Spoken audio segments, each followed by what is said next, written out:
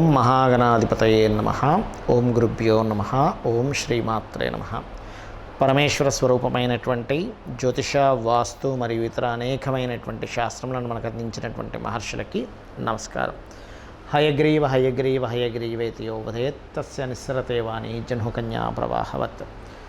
అరుణాం కరుణాతరంగితాక్షీం ధృతపాశాంకుశపుష్పబాణచాపాం అనిమాదిభిరావృతాం మయూకైః అహమిత్యేవ విభావయే భవానీం. శ్రీమాత్రే నమః.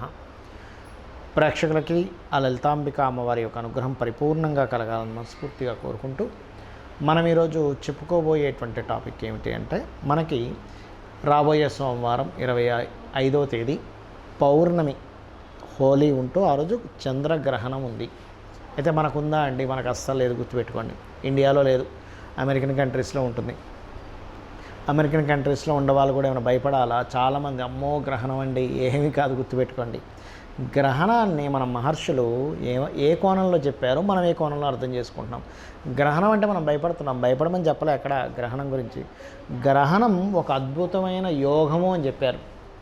దేనికంటే అద్భుతమైన యోగము? మరి గుళ్ళు ఎందుకు మూసేస్తున్నారు అంటే, అది శాస్త్రోక్తంగా ఆ గ్రహణ సమయంలో ఆలయం మూసి మనకి మన గురువులు ఇచ్చిన మంత్రం ఏదైనా ఉంటే, బీజాక్షర మంత్రం ఏదైనా ఉంటే చేసుకున్నట్లయితే పునశ్చరణ జరుగుతుంది. అంటే ఒక 10 ఏళ్ళగా ఒక మంత్రం చేస్తున్నాడు ఒక వ్యక్తి, గాయత్రి జపమే చేస్తున్నాడు, కొన్ని లక్షలు చేసేస్తుంటారు. అప్పటికి ఆ గ్రహణం రోజు చేసింది ఎన్ని రోజులు చేసిన ఫలితం వచ్చేస్తుంది మళ్ళీ. అలాగే మా గురువుల దగ్గర ఎటువంటి మంత్రము తీసుకోలేదంటే ఏం చేయాలి? శ్రీమాత్రే నమః లేదా ఓం నమో నారాయణాయ, ఓం నమ శివాయ, అద్భుతమైన ఫలితం ఇస్తుంది, గుర్తుపెట్టుకోండి. మరి ఇండియాలో లేదు కదండి, ఇండియాలో ఏమైనా జాగ్రత్తలు తీసుకోవాలి? ఆ రోజు హోలీ ఉంది కదండి, ఏం పర్లేదు, హోలీ హ్యాపీగా వాడుకోవచ్చు, చక్కగా ఆడుకోవచ్చు హోలీ రోజు, ఏమీ కంగారేమి లేదు దాని గురించి. ఇండియాలో ఉన్నటువంటి వారు, గర్భిణీ స్త్రీలు కూడా పెద్దగా జాగ్రత్తలు తీసుకోవాల్సిన అవసరం కూడా ఏం లేదు. కామన్గా వాళ్ళు రెస్ట్ తీసుకుంటే తీసుకోమండి, తప్పేం లేదు, కానీ జాగ్రత్త అయితే ఏమి అక్కర్లేదు, గుర్తుపెట్టుకోండి. ఎందుకంటే మనకు లేని గ్రహణం మన మీద ఉండదు. మరి గ్రహణ సమయంలో మంత్రం చేసుకోమంటున్నారు అంటే ఒక విషయం గుర్తుపెట్టుకోండి, గ్రహణ సమయం అద్భుతమైన సమయం కాబట్టి అది వాడుకోవాలి. అంతరిక్షంలో ఆ కలయిక ఉంది కాబట్టి మీకు తెలిసిన మంత్రము, లలిత సహస్రనామాలు, విష్ణు సహస్రనామాలు, ఇందాక నేను చెప్పినటువంటివి ఏవైనా సరే హ్యాపీగా చేసుకోవచ్చు. మరి ఇదేమైనా రాసుల మీద ప్రభావం ఉంటుందా అంటే, ఒక 40 రోజులు మాత్రం స్వల్ప ప్రభావం ఉంటుంది, ఎక్కువ కాదు కానీ స్వల్పం ఉంటుంది. అందులో వేటికి బాగుంది, వేటికి బాగాలేదో కూడా చెప్తాను. మేషం వారికి 6లో మంచి ఫలితాలు ఇస్తాడు, 6లో గ్రహణం కాబట్టి, ఎందుకంటే కన్యారాశిలో కదా జరుగుతుంది గ్రహణం కాబట్టి.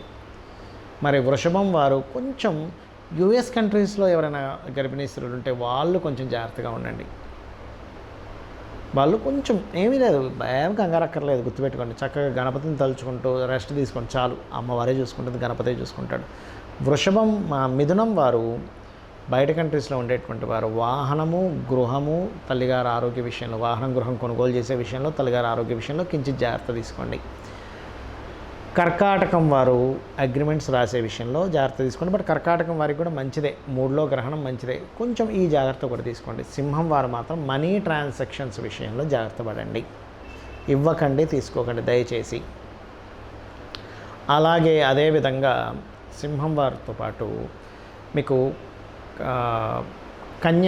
కన్యలోనే గ్రహణం పడుతుందిగా, వీరు దానం ఏమి వెళ్ళ కూడా చెప్తాను. ఎందుకంటే కన్యారాశిలో హస్త నక్షత్రంలో గ్రహణం పట్టేటప్పుడు హస్త, దాంతోపాటు మరొక 2 చంద్ర నక్షత్రాలు ఏమిటి, రోహిణి, శ్రవణం, వీరు దానం ఇవ్వాలి. అయితే గ్రహణం సంబంధించినటువంటి దోషమున్నా లేకపోయినా ఇవ్వచ్చా? హ్యాపీగా ఇవ్వచ్చు. ఏమేమి ఇవ్వాలి? బియ్యము, గోధుమలు, ఉలవలు మరియు అదేవిధంగా మినుములు దానంగా ఇవ్వండి. దీంతో పాటు గుర్తుపెట్టుకోండి, నెయ్యి, ఒక గిన్నెలో చక్కగా నెయ్యి వేసి ఇవ్వండి. సూర్య ప్రతిమ, చంద్ర ప్రతిమ వెండివి ఇవ్వచ్చు, చిన్న చిన్నవి, అదేం పెద్ద కాస్ట్ ఏమి ఉండదు. ఒక నాగ ప్రతిమ. ఏమండి నేను ఇవన్నీ ఇవ్వలేనండి, నాకు ఆర్థికంగా చాలా ఇబ్బంది ఉంది, ఏమి టెన్షన్ పడకండి. ఇవ్వలేని వ్యక్తిని మీ స్థాయి ఏంటో తల్లి బిడ్డని చూసుకుంటగా చూసుకుంటాడు భగవంతుడు, కాబట్టి ఏం టెన్షన్ పడకండి. ఇవ్వలేనండి, అప్పు చేసి ఇవ్వాల్సిన అవసరమే లేదు, గుర్తుపెట్టుకోండి. చక్కగా కూర్చొని అమ్మవారి స్మరణ చేసుకోండి, రోజు లలిత చదువుకోండి, అమ్మవారే కాపాడుతుంది మిమ్మల్ని, ఆ భగవంతుడు కాపాడుతాడు, గుర్తుపెట్టుకోండి. దీనికి ఏం చేయలేకపోయాను, అమ్మో నా ప్రాణం పోతుందేమో, ఏం టెన్షన్ పడకండి. మీకు స్థాయి ఉంది, మీకు ఇచ్చుకునే స్తోమత ఉంది, అప్పుడు మాత్రం ఖచ్చితంగా ఇవ్వకండి, అక్కడ మాత్రం మీరు బద్దకించకండి. లోభితనం ప్రదర్శించకండి. నేను దాచేసుకుంటే ఈ 500 మిగిలిపోతాయి, ఈ 1000 రూపాయలు మిగిలిపోతాయి కాదు. అది మీరు ఇవ్వడం ద్వారా మీకు పుణ్యం వస్తుంది, మీకు ఆటంకం వదులుతుంది. ఇవ్వలేని వారి గురించి నేను మాట్లాడుతున్నా. తులవారు ఇన్వెస్ట్మెంట్స్ పెట్టే విషయంలో జాగ్రత్తగా ఉండాలి. వృశ్చికం వారు బాగుంటుంది, లాభంలో గ్రహణం అంటే వ్యాపార అభివృద్ధినిస్తుంది. ధనస్సు వారు ఉద్యోగ అభివృద్ధినిస్తుంది ఈ గ్రహణం. మకరం వారు కాస్త తండ్రి గారు ఆరోగ్య విషయంలోని లాంగ్ జర్నీ చేసేటప్పుడు కొంత జాగ్రత్తగా ఉండాలి ఈ గ్రహణం వల్ల. మరి కుంభం వారికి అష్టమ గ్రహణం మంచిదే, కాకపోతే కొంచెం యాన్స్టస్ ప్రాపర్టీస్ విషయంలో చిన్న స్ట్రెస్ ఇస్తాడు అక్కడ. పొరపాటును కూడా మీన రాశి వారు ఈ గ్రహణం వల్ల ఈ 40 రోజులు వివాహ సంబంధించిన లావాదేవీలు, పార్ట్నర్షిప్ సంబంధించిన లావాదేవీల విషయంలో చాలా జాగ్రత్తగా ఉండండి, ఇది గుర్తుపెట్టుకోండి. మరి ఈ గ్రహణం ఉంది కదా, ఇండియాలో కాకుండా వేరే దేశాల్లో ఉంది కదా, అక్కడ పట్టు స్నానము, విడుపు స్నానము చేసుకొని పర్టికులర్గా నేను ఏదైనా సమస్యకి మంత్రము, చాలామందికి ఒకటే అప్పులు ఉన్నాయి, ధనం రావట్లేదు, ఇది మేజర్గా ఉంటుంది. దానికి ఒకటే చెప్తాను, గుర్తుపెట్టండి. ఓం అపర్ణాయై నమః, ఓం సంపత్కరీ సమారూఢ సింధుర వ్రజసేవితాయే నమః. ఇది చేసుకోండి, మీ అప్పులు తీరుతాయి. ఎందుకంటే 6వ స్థానం న్యాచురల్ 6th హౌస్లో జరుగుతున్నటువంటి గ్రహణం ఇది. అప్పు స్థానం న్యాచురల్ 6th హౌస్ అనేది అప్పులు బుధరాశిలో జరుగుతుంది.